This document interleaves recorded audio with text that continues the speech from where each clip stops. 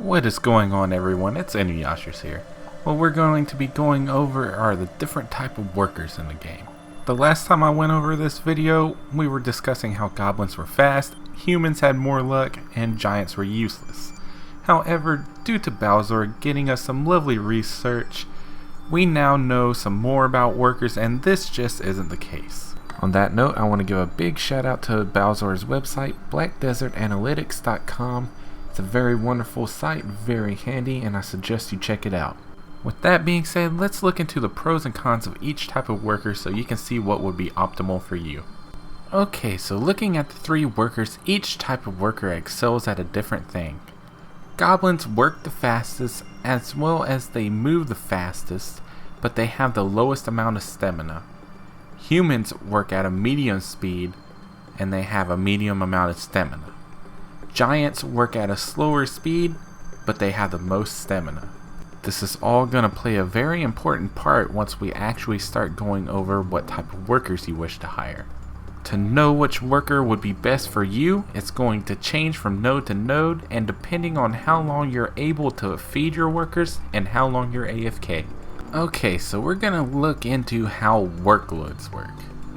The very important thing you're going to have to take note of is how much workload is involved in the node, as well as how much work speed your workers have. This is going to be very important as the way workers work are in something we call ticks. Basically what a tick is how many cycles it's going to take for that worker to complete the task. To figure this out, we're going to have to look at the workload of the node as well as the work speed of the worker.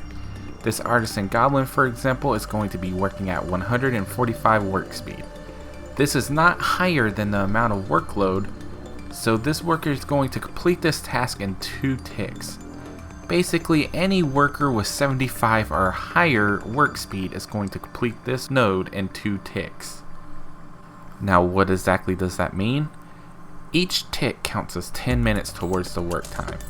So that by default is going to be 20 minutes for this worker.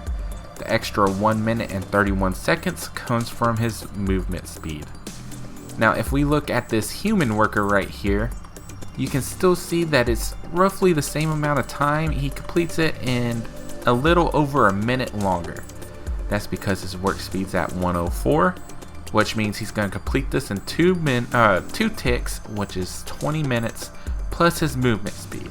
Now the goblin has an advantage here due to the fact that he's going to run to the node and back faster, thus giving him a little over a minute edge on the human. If we look at this giant, he's at 93 work speed, but that's still good enough to run this node in 2 ticks. He's running this node about 20 seconds slower than the human, but he has a lot more stamina. Now we're just going to look at a node that is much further away from the town. It has the same workload, but as you can see, the goblin is now up to 25 minutes and 45 seconds. The human is up to 30 minutes even, and the giant is now at 31 minutes and 20 seconds. The further away the node is, as you can see, the more of an impact the goblin's movement speed makes. So how do we decide which worker is going to be best to use? Well, fear not, because Morrolan TV has your back. Morrolan has made this handy dandy spreadsheet for us all, and it can calculate how many cycles you get out of each worker based off the amount of time you have that you can recover your worker's stamina. This tool ensures that we're going to hire the right worker for the right task. Now I went ahead and set up this spreadsheet with the information needed for that node in Mancha Forest. To the left on worker number 1 we have a goblin worker. On worker number 2 we have a giant worker. I decided to compare the extremes to give you the best information on this. Down here down below I put how many hours a day I am able to recover my workers, how many hours a day I am not able to reach a computer just to refill their stamina. As you can see, I put 15 hours for active. It doesn't mean you have to actually be active at that time, it just means that you have to be able to recover your worker's stamina at some point. So looking at this, we can see how the goblin is working roughly 6 minutes faster a task. This is going to be very handy with the active hours. As you can see, we're getting 7 more cycles in from those 6 minutes adding up over time.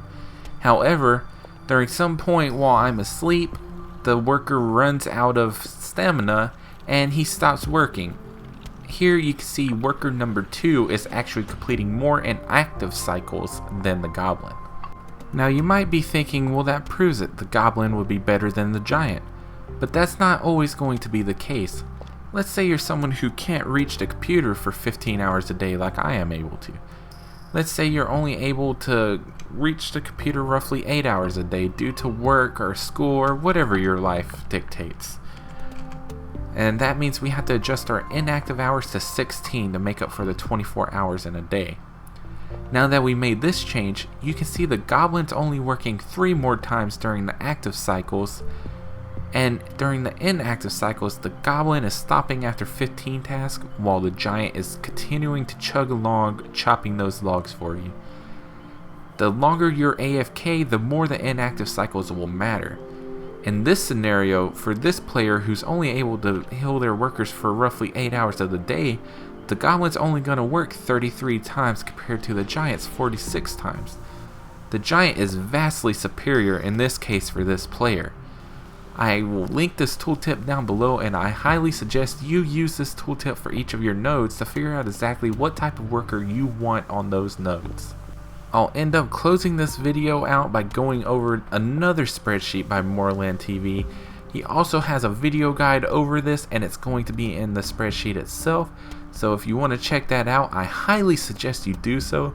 Morrolan has a lot of wonderful guides out there, and you will learn a lot just by looking at what he all posts. In this spreadsheet, Morrolan has all the nodes listed, the main material, the workload, how much CP is spent just to get this node, the average yields per day, the daily income, and here's the really nice part, what Morrolan really did. He created a tab with the income per CP spent, and he even put which type of worker was best for his scenario in there. If you're an active player like Morrolan, then you can actually just copy his workers that he has listed here, and you would get the best results. What's really important for you to look at on this spreadsheet would be column H. It's where he has the income per CP listed. If you notice, it's color coded. All the best nodes to give you the most silver per CP is going to be in green. That means if you're looking for pure profit, you want to go through these, grab every node that's listed in green, and that will give you the most money per CP possible. At that point, if you grab all the green nodes, the next most profitable nodes are in yellow, so you can work your way through the list picking up yellow nodes. After yellow nodes come the red nodes, and he has other nodes that aren't very profitable listed in white. Now, you might not be after pure silver, so this might not be exactly how you want to go about it yourself as far as your worker empire goes, but if you're looking just purely for raw silver, raw value, then this column will direct you as to where you need to invest your CP. Alright guys, we're going to end the guide off about right here. Hopefully we covered everything you want to know about workers and the way workers work. I really wanted to make this guide because I had an old guide on the same subject, but it revolved a lot around luck. Luck has been disproven since that guide, and I did not want any misleading information out there. So again, I hope this video has helped you out. You all take care and have a wonderful day.